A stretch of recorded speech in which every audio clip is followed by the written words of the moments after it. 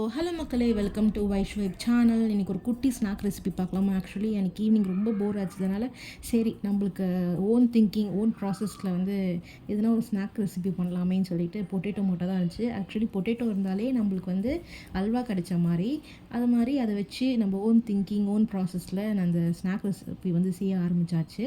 என்னென்னு பார்த்தீங்கன்னா, தேவையான அளவுக்கு பொட்டேட்டோஸ் எடுத்துக்கோங்க. எடுத்துகிட்டு அதை தண்ணி ஊற்றி கல் உப்பு போட்டு ஸ்டவ் ஆன் பண்ணி அது நல்லா வெந்தோடனே அதுக்கப்புறம் கோல்டு வாட்டரில் ஷிஃப்ட் பண்ணி அப்போ தான் நம்ம கை அதாவது தோல் உரிக்க முடியும், நம்ம கை சூடாமல் இருக்கும். அதுக்கப்புறம் அது நல்லா தோலெல்லாம் உரிச்சிட்டு அதுக்கப்புறம் நல்லா ஸ்மாஷ் பண்ணிக்கோங்க. இதெல்லாம் ஸ்மாஷர் வச்சு நல்லா ஸ்மாஷ் பண்ணிக்கோங்க. நான் கையிலே தான் பண்ணேன். ஸ்மாஷ் பண்ணிவிட்டு அதுக்கப்புறம் தேவையான மசாலாஸ்லாம் உங்களுக்கு என்னென்ன உங்கள் டேஸ்ட்டுக்கு ஏற்ற மாதிரி என்னென்ன மசாலாஸ்லாம் வேணுமோ அந்தந்த மசாலாஸ்லாம் போட்டுட்டு நல்லா பிசைஞ்சு விட்டுக்கோங்க. எந்த அளவுக்கு பிசைறீங்களோ அந்த அளவுக்கு இந்த மசாலாஸ்லாம் இறங்கி உங்களுக்கு நல்ல டேஸ்ட் கிடைக்கும். அதுக்கப்புறம் இதுமாரி பால் ஷேப்பில் நல்லா ஒரு 10 மினிட்ஸ் நல்லா ஊற வச்சுட்டு திருப்பி ஸ்டவ் ஆன் பண்ணி கடாயில் எண்ணெய் ஊற்றி அதுக்கப்புறம் நம்ம தேவையான ஷேப்ஸில் நம்ம அதை உருட்டி போட்டுக்கலாம்.